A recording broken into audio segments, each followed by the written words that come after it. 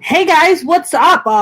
It's Mona Sheikh. Welcome back to Mona's Rants. I am very excited about the topic today, mainly because I think as somebody of a South Asian descent and an immigrant, we are taught certain history in high school, which is pretty much scrubbed. It's like the edited version of what really American history is all about, and we all know that we have a lot of really screwed up portion of the American history that has been scrubbed from American history books. And I want to talk about Gone with the Wind. I don't know if you guys heard, but Gone with the Wind has been a very big trending topic today because HBO Max that recently launched basically pulled it temporarily, they say, from viewing, mainly because they said that it portrays a time that it shows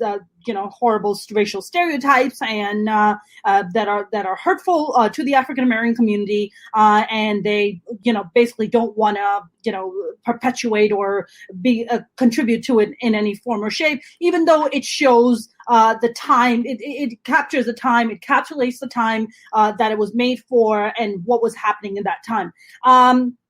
I think, I've been kind of torn. So I personally have seen Gone with the Wind like in parts, but never like the whole thing sitting down, mainly because it's too long and kind of reminds me of a Bollywood movie, which certain Bollywood movies I will sit down and watch, but 3 hours, nah, I need a break. And just the depiction of African Americans and how happy the slaves were, that kind of stuff just made me really uncomfortable. I just remember, one of the main things I remember from Gone with the Wind is like towards the end, Clark Gable's character says to Vivian Lee's character, Scarlett O'Hara, something to the effects of what did he say? He says, quite frankly, ma'am, quite frankly, I don't give a damn, which was like a very provocative thing to say at the time. Also pretty freaking misogynistic. But I think I researched Gone with the Wind and the history of it and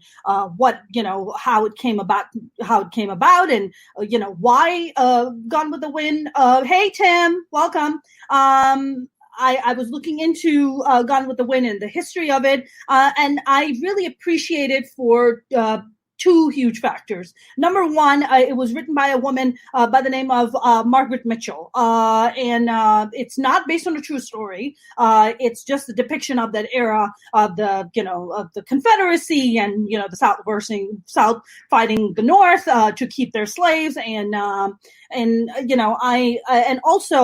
think that the number one thing that it really made me step up and really like Gone with the Wind, or at least one factor of it, is the fact that it gave its first black man or woman its first Oscar, which was Hattie McDaniel. She was the first African American to win an Oscar, and kudos for that time. Like we're talking about what 1936 we're talking. I mean, holy shit, that's a pretty progressive thing to do at the time, considering how African Americans were treated back then, and how African Americans have mostly been treated in this country, which we all know has been less than pleasant, to put it in mild terms. But I was reading why it was so popular. Like, was it popular because people were like rooting for the South? Was it popular because most of the Americans were about the Confederacy? Like, what was it about? And the main reason that it was so popular, and I don't know if you guys know this, is because it was the first Technicolor movie in Hollywood. Yes, it was. That was the reason. It was famous because it had color in it. Get it? Color, the very thing that the white executives were trying to get away from. It had color. Technicolor. Yeah, that's it. Listen, I say whatever you add color to, it gets better. That's my motto. You add color to anything, it just livens it up and it just makes it better. So add some color. Add some color in your lineups on television. Add some color to lineups in your movies. Add some color to comedians on stage. Add some color. It only enhances and makes things better. But I was reading why it actually remains one of the most celebrated movies in cinematic history, which is I guess pretty telling of its time. I think cinematically it's very appealing. Like when you watch Gone with the Wind, you're just like, oh wow, this is like very for its time, it's very very ahead of time. Cinematically, it's very beautiful.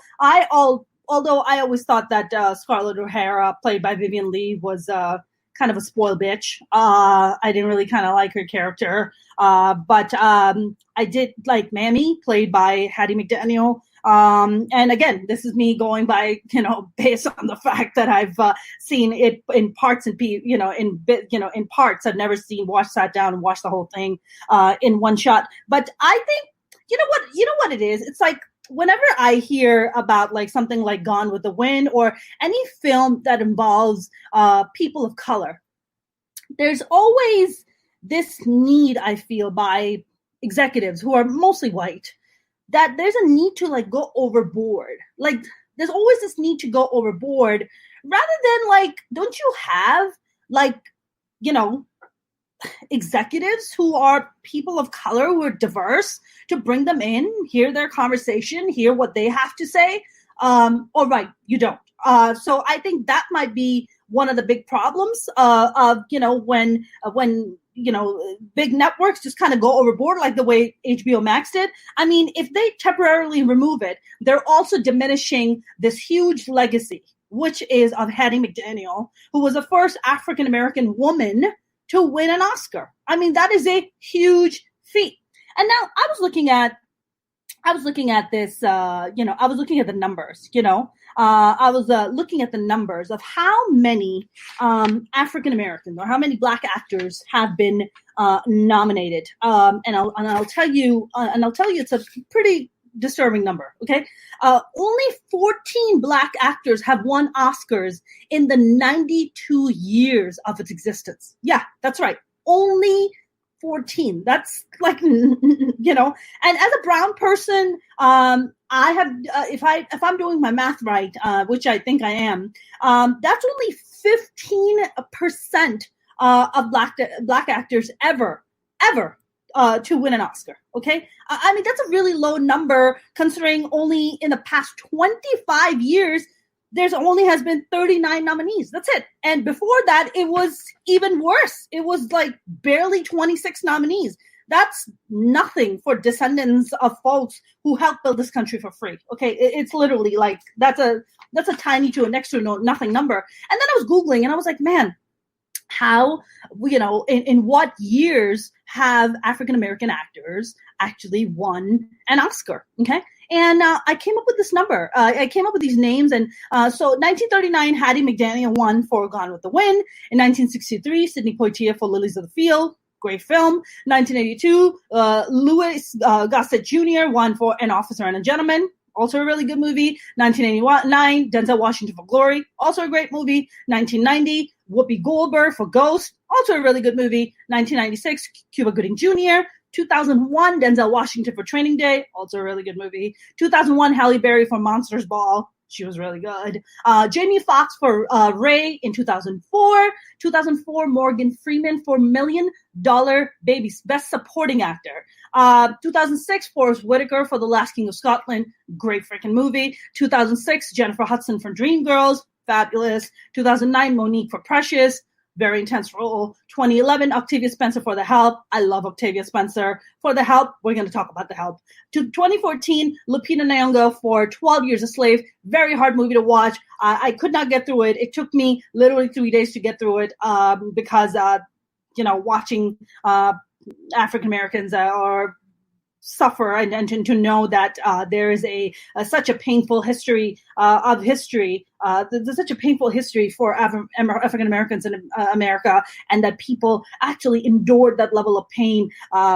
just really bothered me, and I couldn't watch it in one sitting, so I kind of had to take it in dosages. But I was looking up, the Margaret Mitchell's Gone with the Wind, based on a 1936 book, and it's a film that chronicles the love affair of like Scarlett O'Hara, and she's a daughter of a plantation owner, and Rhett Butler's a charming, gambler, and for the longest time, I think, I think critics and everyone, critics have been, had been complimented the movie and said that it was a great film. But I think there's also now, given the current climate that we're in, people are really sitting back and examining what is actually happening. So I feel like whenever, because of the complex history and because of the way minorities, especially African Americans and Native Americans, and the way they have been treated, it gets delicate, man. It gets delicate when you start portraying, the stories of these minorities. It gets delicate. I feel like, and the only way to kind of handle that topic and to make sure that it's shown in its true, authentic, with it, essence, you have to bring in folks of that background. You have to bring in folks who are going to tell the authentic side of that story, and not through somebody else's lens, but their true lens. And I feel like that has been a problem with not just African American, Native Americans. That is a problem with other minorities like myself. I mean, if you look at, talking about like going overboard with HBO Max, how HBO Max is going overboard. I personally think it should not. Certainly, no, James, you miss you miss a little bit, but we'll catch up. We're talking about Gone with the Wind and why HBO Max has went a little overboard trying to pull it from its screening temporarily, anyways. But I feel like whenever there's always like this extreme thing that executives do, like a studio network executive, there's always this extreme thing, and it's really irritating. For instance, if they find like everybody's now very big on diversity and in representation, and God bless, and I'm all about that, and I love that because I'm also part of that narrative, right? But there's always like this weird, extreme, strange approach to portraying minorities or to giving breaks to minorities. Like, for instance, look, I love Mindy Kaling. Mindy Kaling is fantastic at what she does. She's a fabulous writer. She's so talented. But there's always executives just constantly giving Mindy Kaling all the breaks. Mindy Kaling is getting all the breaks, right? And God bless for her having those breaks. But there are, it's just like now they just found this one, Indian girl, and they're like, oh my God, that's it. We're just going to hold on to her, and we're just going to give her all the breaks so she can just tell all the stories. And it's like, wait a minute. There's people like myself who are a similar background, okay, who also have stories to tell, but people like myself are not getting a single break because all the breaks are being given to the Mindy Kalings of the world, right? And God bless for having. This is not a shot at Mindy Kaling. This is not a demeaning at Mindy Kaling, because I absolutely love the girl and I think what she does is absolutely fabulous, But there's also other stories and other narratives. A person like Mindy Kaling of similar background, like myself. There's always like this overboard, this weird approach that makes you go, what the fuck? Like, we're just gonna give all the breaks to Mindy Kaling. Well, what about this girl? Okay, I go on stage. I wanna talk about things that I want to talk about. My story, my traumas, my pain. Why can't I get a break to talk about my shit? Why all the breaks are just being given to Mindy Kaling when there's also a Mona Sheikh, and then there might be 5 other different Mona Sheikhs who also want to tell their stories, but we don't get those breaks because all the breaks are being given to Mindy Kaling because they found their one ethnic person, and they feel so secure in it, like, oh, we can't let this we can't let this one ethnic person go because they portray this so well for us, and it's safe and it's comfortable and it's great. And it's like, well, wait a minute. But that's just one side of the story. There are multiple sides to people, to a culture. There's not just a Mindy Kaling story. There's also a Mona Sheikh story. There might be tons of other like South Asian female and male stories that need to be told. And we're just kind of weird, like this weird kind of thing where the executives just kind of get stuck. And you're just like, well, you know that ethnic people are also multidimensional, right? Like, you know that, right? Like, this is one of the things that I always run into. Okay, this is true. Whenever I go to an agency or a management company, or have in the past anyways, there's always like, oh, well, we already have an Indian girl. Oh, we already have a South Asian person. What do you mean? You just have like one South Asian person? Oh, yeah. We totally have that for the roster. So it's just like full. We just have one. So I'm like, so do you only have one white actress or one white actor? So you just have one of each? Oh, well, I mean, we just go by the role. So, we just have one South Asian person, just one. And it's like, that is the dumbest shit I've ever heard. You can have a South Asian actress. You can have 5 or 10 different South Asian actresses who are completely different people. Just because they're South Asian doesn't mean they all have the exact same thing. And I'll tell you where the fuck that comes from, okay? That comes from minority racial stereotyping. Ta-da! Yeah, that's right. We're going to talk about racial stereotyping, you guys.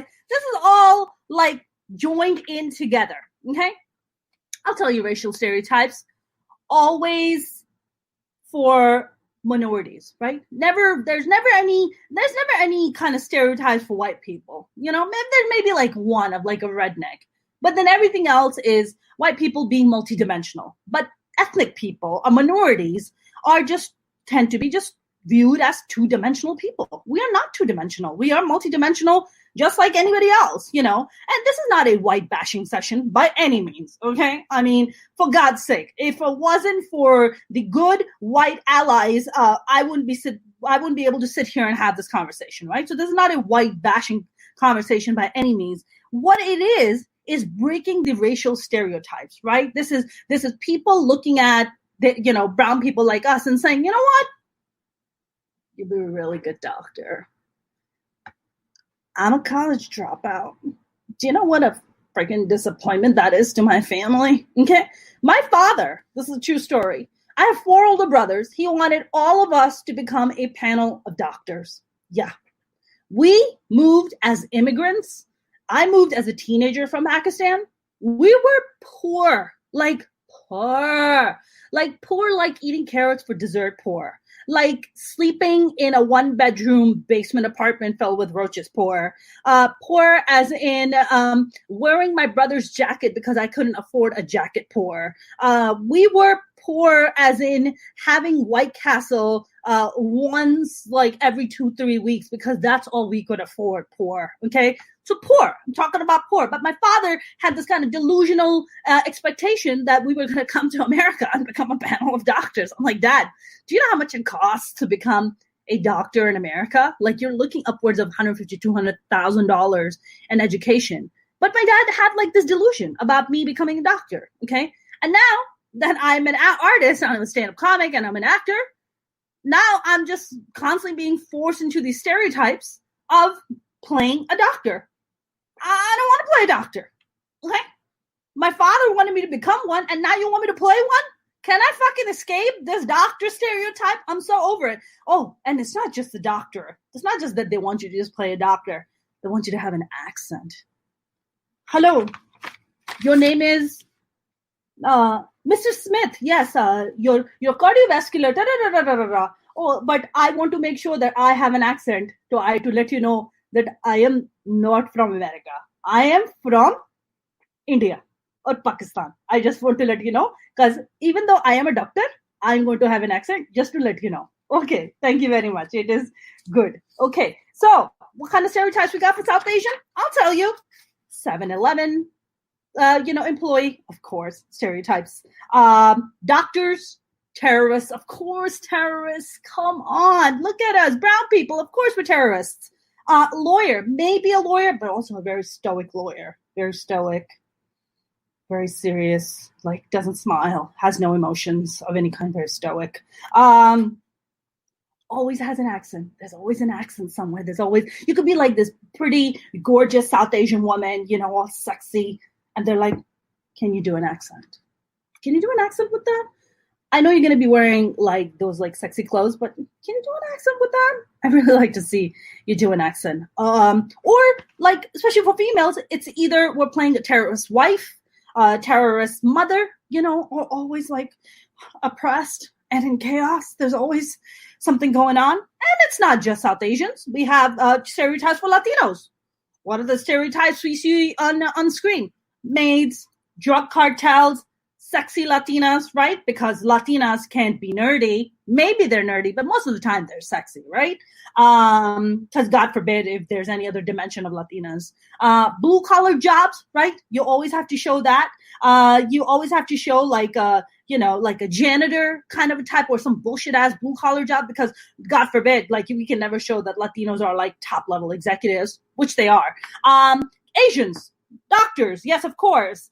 Good at math, yes, always. Do you know how many? I know quite a few Asian people who are atrocious at math. And they're atrocious because the American education system, when it comes to math, sucks. And I mean sucks. When I moved at the age of 15 from Pakistan, I was in the 11th grade. Hey, Rajiv, nice to see you. When I moved from Pakistan at the age of 15 to America, I remember being in the 11th grade and looking at the math and being like, are you people fucking kidding me right now? I was like, I did this shit back in 8th grade. And they were like, what? I was like, yeah, I did this back in 8th grade in Pakistan. How are you guys doing this in 11th grade right now? That's how bad our math is. So the stereotype of the good Asians, the good math Asians sucks. Kung Fu, of course, Kung Fu. Yes, of course. What would an Asian person be without Kung Fu, right? Because again, minorities aren't multidimensional people. They're just people who just, are just fit in like these handful of stereotypes, and then that's it. And that's all the boxes that they have to play with, right? Or sexy Asian females, because hey, Asian women are fetishized. There's a lot of fetish around them. There's a weird, fucked up misconception that Asian women are somehow very obedient and quiet. Let me tell you something. The Asian women I know, they will fucking cut you in pieces. They will cut you in pieces. They are the farthest thing from like demure and like, shy. Fuck that. Fuck stereotypes, okay? We're talking about, we got the Asian stereotypes, we got the Latino stereotypes, we got the South Asian stereotypes. We know about the Black stereotypes, the African American stereotypes. There's always some fucked up ass stereotypes about like playing a gang member, or like a maybe a corrupt cop, maybe a cop, but he gets killed. We always know that whenever there's a Black person in a horror movie, they're the first ones to go. We fucking know that, okay? They need to stop killing off Black people in the first couple of scenes in horror movies. I want to see, finally, thank God for Jordan Peele for making Get Out, where the Black guy survives the whole fucking ordeal and is actually the fucking hero. So thank God for that. So yeah, bullshit ass stereotypes, right? Bullshit ass stereotypes. And this is the kind of shit that I am constantly, these are the boxes that we have to play with. You never see any white stereotypes. There's no white stereotypes. There's no like, hey, we can only have one Reese Witherspoon. We can only have one Nicole Kidman. We can only have one Kate Blanchett. We can only have one, Sarah Paulson. We can only have just one, because, they just fit these one stereotype. Why aren't there stereotypes? Listen, we know that most of the shootings that happen in America, white people. Where's that fucking stereotype? Where's that stereotype? I don't see that. Do you see that? I don't see it. I never see it. But minorities somehow are always put in these bullshit ass stereotypes. We're just constantly seen from like the single dimensional lens that that's all we are as people, that we don't have lives besides our culture or our religion or, our backgrounds or our families. We're also like these fully functioning humans that have emotions and feelings that are, or thoughts and our own, things. We're not like just constantly have like these filters on or these kind of like blinkers on where we're just like, oh, well, God, no, religion and culture and stop it. I'm the fucking farthest thing from that. I am literally the farthest thing. And I know tons of people like myself who are the fucking farthest thing from these bullshit ass stereotypes. I'm so fucking over it. It's like every time like I pick up a script and, you always have to ask. You'll be like, do you want this with an accent? Why don't we do this? Why don't we try it with an accent first and we'll try it without an accent? And ready when you are. I am never ready for this bullshit. I don't want to fucking do an accent because in life I don't speak with a fucking accent. I think people are smart enough now. Americans are smart enough to know when they see somebody like me on screen, they pretty much have a pretty good idea of what my background is. I don't need to put on an accent for you to be like, from India. Oh, South Asian. Oh, from Pakistan. Got it. We don't need that shit. We're way beyond that. What I'm trying to say is racial stereotypes suck. And we need more multi-dimensional characters of minorities, ethnic minorities. I'm just saying, but like we really do. I wanted to touch upon, we're going to come back to the racial stereotypes of people like, Hattie McDaniel, of how Black Americans have been portrayed in film and TV. I think one of my biggest resistance about watching Gone with the Wind has been mainly because they show happy slaves, like very content with their life. Like they're like, yes, I'm so happy to be on the plantation. And it's like, are you fucking kidding me? They were slaves. People were told that they were less than. They were not human beings. Like they didn't have families and like they didn't have emotions. Like they weren't fully functioning humans. Like that's a really fucked up portrayal. Now I understand that they're encapsulating like a time and an era of American history. Okay. And I respect that to a certain extent. But I think when I watch something like, Gone with the Wind or think about Gone with the Wind and compared to what's happening right now with the revolution, with the Black Lives Matter, I feel like I feel that the revolution is pushing us forward to be more progressive, to be true allies to our Black brothers and sisters in America because, let me tell you something. As a South Asian artist, I can never sit here or stand on stage and say that I could have done this on my own if it wasn't for the African American artists who came and broke down doors for other minorities. Let me repeat that again. It is the sacrifices, it is the courage of the African American community and the artists who broke the doors down for people like myself and other minorities, other non-Black minorities, to walk in and to be able to tell their narrative and to be able to tell their story. Okay, every time I step on stage, I give great thanks and never take granted for the doors that have been opened by the likes of Richard Pryor and Chris Rock and Dave Chappelle and Wanda Sykes and Moms Mabley. They're the ones who paved the road for non-Black minorities like myself to get up on stage and to be able to curse and tell our stories and, talk shit and, talk about our culture in a frank way that is more acceptable and that's more digestible. That we are not looked at as like some fucking weirdos. And it's thanks to the African American artists that I mentioned, and so many more who have broken the door down for people like myself, and I'm forever grateful for that. And I think it goes a little bit beyond that, right? I think it goes beyond the fact that look, I don't think brown people like myself or other minorities who are not Black would not be able or be allowed in this country and be able to live the American dream or try to strive for the American dream if it wasn't for the sacrifices of the African American community. That is a fact. I'm sure there are so many South Asians and other non-Black minorities who will try to come and fight with me over it, and you can fucking bring the fight to me. I don't give a shit. But what I do give a shit about is that. I give a shit about that, and you gotta give due where credit is. You gotta give credit where credit is due, and that is a credit that I give all day long to the African American community. Thank you for your sacrifices. That people like myself can stand on your shoulders, to do the things that we do. I mean, look,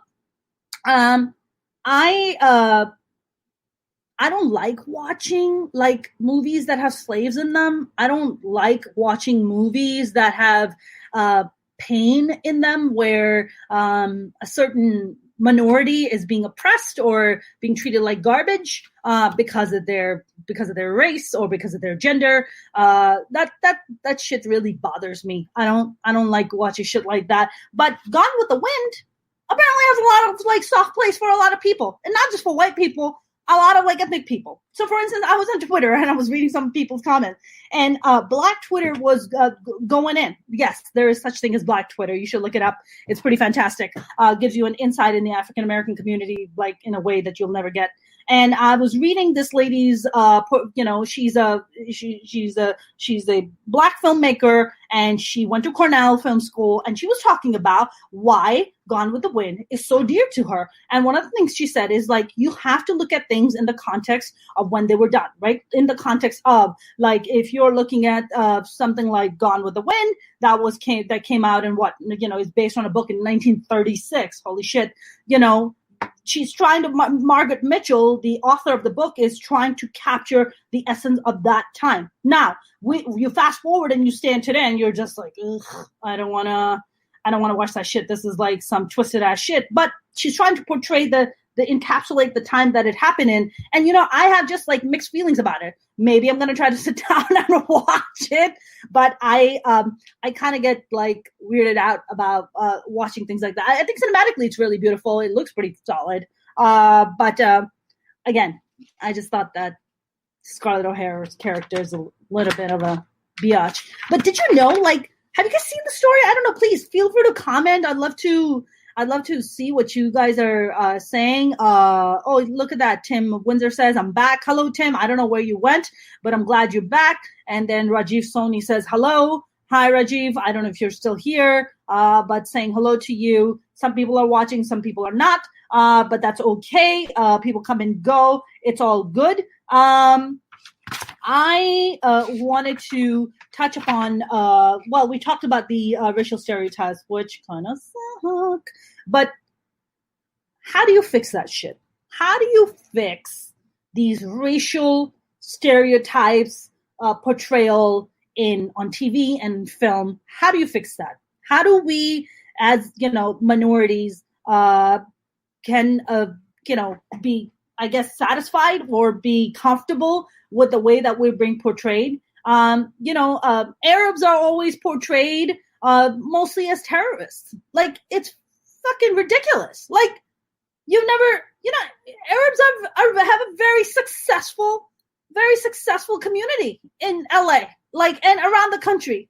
Educated, doctors, lawyers, like, educated, business owners, very successful. But then there's this like constant weird fucked up stereotypes of, oh, terrorists, just like terrorists. Or like a rich sheikh who has come to the West, and he's got like all these hot bitches with him, and he's like just throwing all the money, but he's corrupt, because he's just like trying to bang as many people as he can. And maybe, listen, when it comes to like the portrayal of like the Saudi prince assholes, maybe that probably is pretty true. But like other Arabs, no, like that's a dumb fucking stereotype. Like the constant, it's either one or the other. It's never like this person. And I think I really appreciate Rami Youssef's show on Hulu, because I think Rami does show like that American-born Egyptian American kid who's like in New Jersey, and he's like struggling with identity, he's struggling with religion. You see his personal inner turmoil. Although it is very interesting that he shows cousin fucking on it, and it's a little weird. Sorry guys, it's kind of true and it's totally gross. Cousin fucking, yeah, we do that. We do that in South Asia too. In I think in Muslim countries it's kind of acceptable. It's gross. I would never bang my cousin. I just won't do it. It's fucking gross. It's just like, as a child, you grew up watching your cousin and you call him your older brother. And the next thing you know, you're just like, yeah, I'm going to bang you when I get older. That's gross. That's like your brother or your sister. That's gross. I'm not doing cousin fucking. It's fucking disgusting. But I don't know if you've seen the show, but they show cousin fucking, and not just once, multiple times. It's I agree with some of the stuff that they show. I'm not a fan of some of the other stuff they show. For instance, like the sister in Rami's show never gets laid. She never gets laid while Rami's getting ass left and right. And God bless for Rami getting ass left and right, but let the sister have some ass too, man. Sisters need love too, right? She needs some love. So how do we break these stereotypes, these racial stereotypes? How do we break that? I feel like it always trickles down from the top, right? I feel like there are executives who are sitting there and they genuinely are, they come from a good place and they're like, look, we genuinely want to show these great, these great characters, who are diverse and have a good and show a good representation of their community, or like tell a good story. I really believe that there are really good executives that are up there and who want to tell these good stories. But how do we change that? I think there's the disconnect of how they get to somebody like me, right? How do they get to somebody like me? It's just like either I have to constantly hustle and try to get my name out there, which I do all the time, or we can also put in places, which I think some of the companies have started doing. I think HBO definitely does that. And I think the other, with the diversity programs that they do. But I think it needs to go up a little bit higher than just a diversity program, because that's like a limited, just like putting it in in like a little box, right? Diversity, like that's it. If you don't put the diversity, then goodbye. What about the executives that are sitting up top? Okay. Can we not have like a diverse line of executives? Of course we can. But how the fuck do you do that? You do that by some of the executives up top saying, look, we need to diversify our board members. We can't just have a bunch of old straight white dudes calling the shots. Like, we can't. Like, we don't live in those times anymore. We're not making another fucking Gone with the Wind, okay? We're making another, we want another, we want somebody like Mona Sheikh to come out, and tell her story. That was a shameless plug, but I'm totally doing it because fuck it. If you don't believe in yourself, who would? But I'm talking about like telling these different narratives. Like, you gotta have like these diverse, executives up top who are just like, okay, there's a Black executive, or there's a South Asian executive, there's an Asian executive, there's a Latino executive, there's an Arab executive. They are the ones who are going to come in and say, yes, I want to go in and tell these authentic stories. Let me go find these authentic, artists who are going to tell these great authentic stories, rather than just trying to filter it through this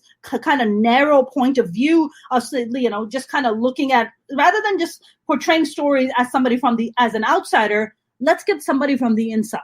Let's get somebody from the inside to come and, sit up top and be a board member, be an executive, to tell these stories. So we don't have to sit here and be like, fuck.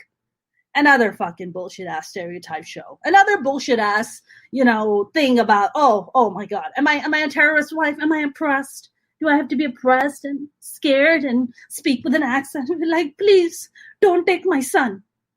Stop it. Stop it. I don't want to play that character. Okay. I want to tell authentic good stories. I want to tell authentic good stories. I think that, whenever, I think I touched upon it before, that, the stereotypes are never there for white actors and white actresses. There just isn't. There just never is. And I think that's because the decision makers are also white, right? And they know the inside of their culture. So they are able to show the multi-dimensional sides of their culture, which brings back to the exact same point that I'm making right now. Get the people, get your executives to be of diverse backgrounds. Not just a diversity program. I'm talking about executives that are sitting up on a major decision-making level, right? Get those folks in. There are plenty of people out there dying to get in those positions and to tell those amazing, authentic stories. Then give them the break. Give them the break because it will only make you shine. It will only make you shine. Look, we live in a small world now. We live in a global world, okay? Growing up in Pakistan, I didn't have the access or the ability to be like, oh, wow, I can listen to the top pop songs that are currently playing in the U.S. or the hip hop culture, which I knew nothing about until I moved to the U.S. As a matter of fact, somebody who grew up in Jersey City, and went to high school there, the only American culture I knew was Black culture. Like I got to learn America through Black culture. That's a true story, and we as South Asians, I mentioned to you, like I grew up in a poor freaking neighborhood. Like we didn't live in like these expensive suburban neighborhoods because we couldn't afford them.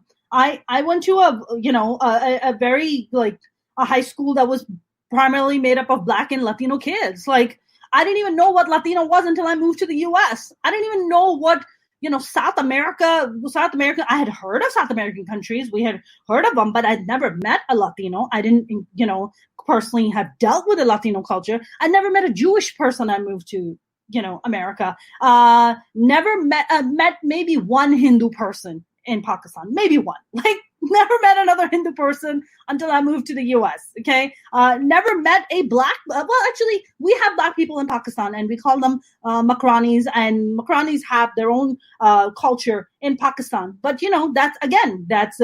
we have a racial problem in Pakistan, how Black people are portrayed in the Pakistani culture, where Pakistanis somehow, the brown Pakistanis somehow think that they're above the Black culture, the Makrani culture, which is a fucked up point of view, because at the end of the day, you're all Pakistani. I don't give a shit if you're Makrani or not.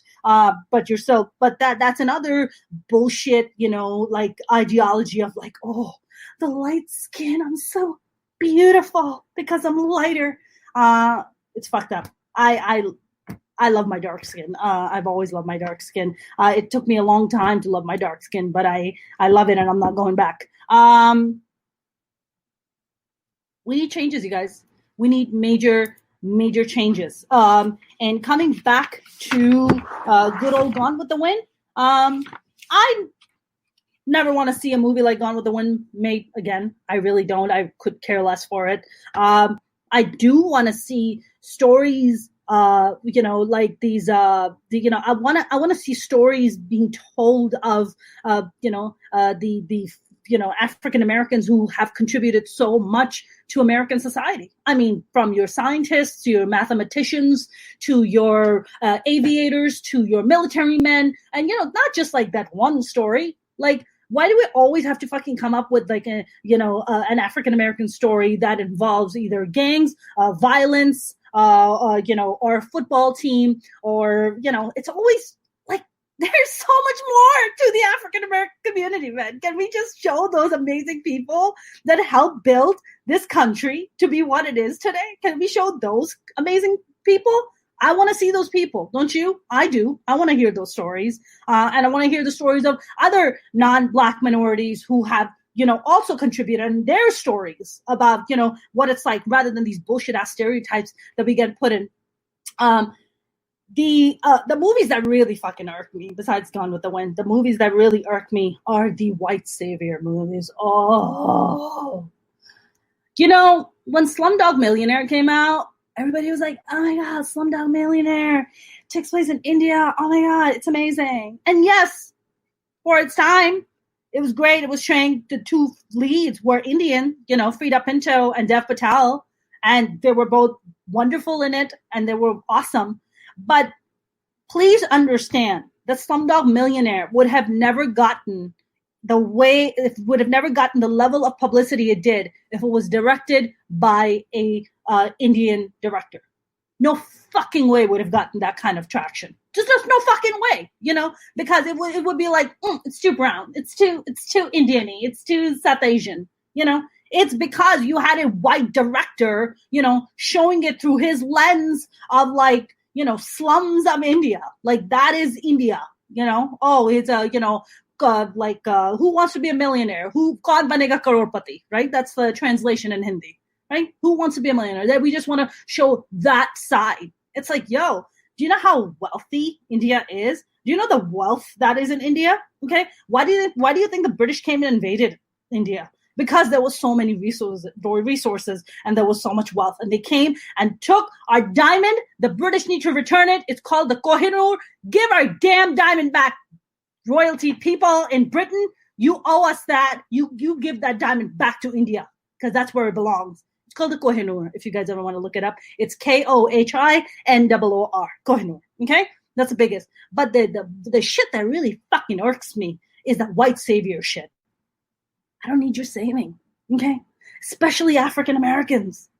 They don't need your saving. What they need is allies. Allies like not black minorities like myself, white people. Be fucking allies. Listen, do you understand how resilient you have to be as a nation to be oppressed and beaten down and have systemic racism against you for 400 plus years and still manage to survive it and still manage to thrive and still manage to create a culture that not only is just limited to their own community, but to, permeates around the world? Do you understand how resilient you have to be as a nation? That's right. Black Americans are exactly that. A very, very resilient community, an incredibly resilient community. So I doubt it if they need saving from any community, especially people who come from a lineage of oppressors. Sorry, not a white bashing session, just spitting facts over here, okay? They don't need your saving. They really don't. What they need is allies. What they need is for you to, create a space at the table for them to come and have a seat so that they're able to tell their stories. That's what they need. They need allies, and same goes for like that movie, The Help. I love Octavia Spencer. I really do. I'm so glad she won an Oscar for it. I can't watch it like that. I just watch it and it fucking irks me. I'm like, oh, really? Yeah, we need a nice white girl to come along and save Octavia Spencer's character, so she can do the things she wants. Always like this white savior shit, like the book, the movie Green Book that won an Oscar with Mahershala Ali, who is amazing, and Viggo Mortensen. What are you talking about? It's so even factually, it's so inaccurate. Like when you watch it, you're just like, okay, that's a complete lie. Like that's a Mahershala Ali's character is a queer character, who apparently is being told that they portray in the movie that he's never had fried chicken. What the fuck are you talking about? He's an African American man. What the fuck are you talking about? Like to be like, oh, he's so disconnected from his culture. No, he's not. That's a total fucking false. That's a lie. To come out and say that his at some point that the driver, Viggo Mortensen's character, comes out and says that he's blacker than Mahershala Ali's character. He's a white man. What the fuck are you talking about? No, you're not blacker than Mahershala Ali's character. It's like somebody, in Slumdog Millionaire is a white character. Is like coming out and saying, I'm more Indian than you. No, you're fucking not. No, you're fucking not. So this white savior shit needs to fucking end. Seriously. I am just kind of sick and tired of watching this shit. So to recap, I rented a lot. I did a lot of research. I really hope to God that I did not come across as, I did my research. I did as much of a thorough research as I could about facts and numbers because it's important to me. But I think the takeaway is hooray for Gone with the Wind because it's written by a woman, Margaret Mitchell, in a time 1936. Holy shit. Okay. Women had just barely, it had only been 16 years that women can start voting. Like women got the right to vote in 1920. Okay. So kudos, and that only goes to tell you, by the way, how incredible women are. Like, you gave us 16 years. All this time, we couldn't vote. We didn't have rights. We couldn't own property. We had no say in the matter. And then you gave us 16 years of like the freedom to vote and like the access to vote. And damn, we're like out there killing it. Okay, we're out there publishing books. Such a bomb ass book that has sold 1 million copies for its time. That's an outstanding number. 1 million copies.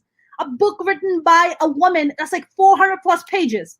You know how much time you gotta fucking dedicate to sit down and read a 400 plus book written by a woman in 1936? A lot. So kudos to Gone with the Wind for doing that. Kudos to Gone with the Wind for awarding its first African American an Oscar, Hattie McDaniel, who plays Manny. Kudos to Gone with the Wind for being the first Technicolor movie in Hollywood. Kudos, But we live in a time where we're moving forward and we are progressing, and we need more multidimensional stories of African Americans, non-Black minorities, through the lens of their own executives who are of their background, not through some executive who is an outsider looking in. We need more insiders telling stories and uplifting these voices. That is my rant for today, you guys. I wanted to talk to you guys about something. So I know I'm doing these rants every single day between 6 and 8 p.m. Pacific, but I also wanted to tell you that starting tomorrow, I will no longer be on Facebook Live. I will only be on YouTube, and I will only do YouTube Live. Of course, I'm continuing on with my 30-day challenge. Today's my third rant, and I would love for you guys to go and subscribe to my channel. So go to my YouTube channel, subscribe to my channel, because that's where I'm going to be exclusively starting tomorrow. So don't forget to do that. Otherwise, you're going to miss out, and then be like, Mona, what happened? I wanted to listen to your rants, and then now I can't see them on Facebook Live. You're right, because you have to go to my YouTube channel, and you can subscribe to my channel in my scribbly, screwy writing. My family always makes fun of my writing. What do you guys think? Do you think it's a screwed up writing? I think it's pretty decent writing. Subscribe to my channel on YouTube. You can find me at Mona Shaikh Comedian, Mona Shaikh Comedian. You can find me, and yeah, move to my YouTube channel. That's where I'm going to be exclusively doing my rants. This has been a lot of fun. We didn't have, we got some folks who came out and watched me today, but I appreciate you always. I appreciate you guys coming out and watching me rant. And then I will be back to see you guys tomorrow. Also, if you guys want, you guys can also actually look at that. Look at that. You guys can also follow me on Twitter and Instagram at Mona's Comedy. You can follow me on Facebook at Mona Shaikh Comedian. And of course on YouTube at Mona Shaikh Comedian. We talk about some serious topics. We talk about some not so serious topics. All right, people, that's what we do. Hi, Mark. Much love to you, Tim. Much love to you, Mark. Mark, you have come towards the end of my rant today, but you can watch the whole thing. I appreciate you guys. See you guys on YouTube Live tomorrow exclusively. Subscribe to my channel. Don't miss out. Love you guys. See you tomorrow.